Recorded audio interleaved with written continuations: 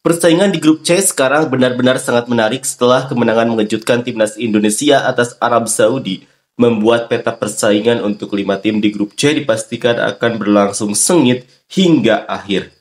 Dengan menyisakan 4 pertandingan tersisa, semua mata akan tertuju pada persaingan di grup C ini, termasuk para fans Jepang yang melihat keberhasilan timnas Indonesia mengalahkan Arab Saudi menjadi pemicu kacaunya peta persaingan. Seperti inilah komentar fans Jepang.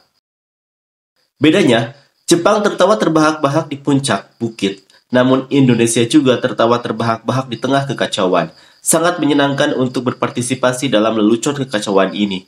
Jepang pun boleh bercanda dengan memberikan kejutan di grup C. Dengan kata lain, Jepang membiarkan Indonesia menang. Lalu, saya munculkan kalimat yang super menarik, Indonesia akan ikut Piala Dunia. Untuk saat ini, saya hanya harus merasa baik sampai saya mencapai 8 besar Piala Dunia. Ada pepatah yang mengatakan bahwa konflik hanya terjadi antara orang-orang yang memiliki level yang sama, kelonggaran untuk menjadi pemenang, tetapi saya telah melakukan cukup banyak pekerjaan. Saya merasa sayang sekali ada begitu banyak slot Asia. Jika kami memenangkan pertandingan melawan Australia, kami akan memenangkan segalanya di bawah posisi kedua dan akan mendapat 6 poin, tapi sayang sekali. Meski Jepang kalah 3 kali, mereka tetap berada di peringkat kedua atau lebih tinggi. Saya tidak percaya Arab Saudi dan Australia akan jatuh seperti ini.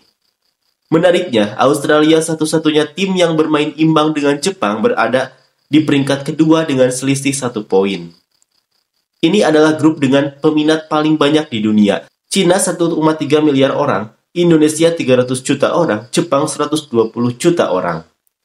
Saya berharap pada pertandingan berikutnya melawan Bahrain akan ada serangan balik dari negara lain karena taktik dan penampilannya yang jelas-jelas ceroboh. Apa yang kacau selain Jepang? Saya pikir itu karena pembagian 4 arah di Australia. Alasan utama mengapa keadaan menjadi begitu kacau adalah meskipun Jepang lemah, alasan utamanya adalah Australia dan Arab Saudi pada khususnya tidak bisa menang. Jika Jepang bisa memenangkan pertandingan melawan Australia, kita akan melihat pemandangan yang indah di mana semua tim di bawah peringkat kedua akan meraih 6 poin. Karena banyaknya pemain bertahan yang cedera, kami tidak lagi memiliki kelonggaran seperti di awal, dan ini juga terlihat di sisi ofensif. Meski begitu, ini lebih stabil dibandingkan babak kualifikasi sebelumnya. Untuk saat ini, kami akan memberi Indonesia 3 poin, dan kami akan mencetak sekitar 4 poin. Ukuran Australia yang kecil, gara-gara belanja besar-besaran di Arab Saudi, jumlah pemain asal negaranya sendiri pun berkurang. Memperkenalkan sejumlah besar pemain naturalisasi asal Indonesia, saya tidak tahu tentang Bahrain dan Cina. Hal ini merupakan akibat dari kombinasi berbagai kondisi. Jepang tidak ada hubungannya dengan permainan kematian, bukan? Yang lain 5 tim memainkan permainan kematian tanpa izin. Jika Anda mengecualikan performa melawan Jepang, perbedaannya sangat dekat. 1 menang, 3 imbang, 1 kalah, perbedaan 1 Australia. 1 menang, 3 imbang, 1 kalah, perbedaan 1 Indonesia. 1 menang, 3 imbang, 1 kalah, perbedaan 0 Bahrain. 1 menang, 3 imbang, 1 kalah, perbedaan -1 Arab Saudi. 2 kemenangan, 0 poin, 2 kekalahan, -1 untuk Tiongkok.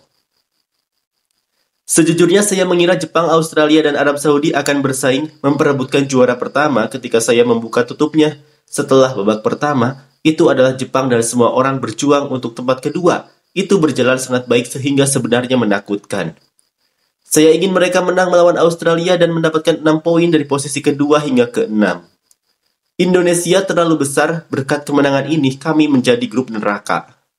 Yang menakjubkan adalah jika Jepang tidak bermain imbang dengan Australia, semua peringkat kedua ke bawah akan memiliki jumlah poin yang sama. Saya telah memainkan 6 pertandingan dan hal seperti ini tidak sering terjadi.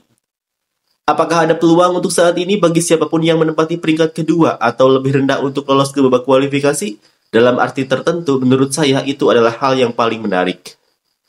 Australia dan Indonesia sepertinya lebih diuntungkan karena laga melawan Jepang sudah memasuki babak terakhir. Jadi jika selain melawan Saudi dan Bahrain dan Jepang berhasil lolos ke peringkat pertama, saya kira mereka akan menguji kekuatan mereka yang lain, jadi ada kemungkinan. Menariknya, masih banyak peluang bagi Tiongkok dan Indonesia. Nah, para penggemar dari negara-negara yang terlibat bukanlah bahan tertawaan. Negara-negara seperti Tiongkok, Indonesia, dan Bahrain semuanya memiliki ciri khas nasional yang unik, sehingga saya hanya bisa berharap agar hal tragis tidak terjadi. Jepang, laga berikutnya yang menentukan, Jadi 2 pertandingan terakhir akan dibatasi untuk tim domestik, oke? Australia dan Indonesia. Mari kita hadapi itu. Cina, Bahrain, dan Indonesia yang sangat dipedulikan Jepang. Arab Saudi kalah dari Indonesia dengan selisih 2 gol. Namun untungnya mereka mampu menahan Jepang hanya dengan 2 gol. Australia hanya kebobolan 1 gol setelah bermain imbang melawan Jepang.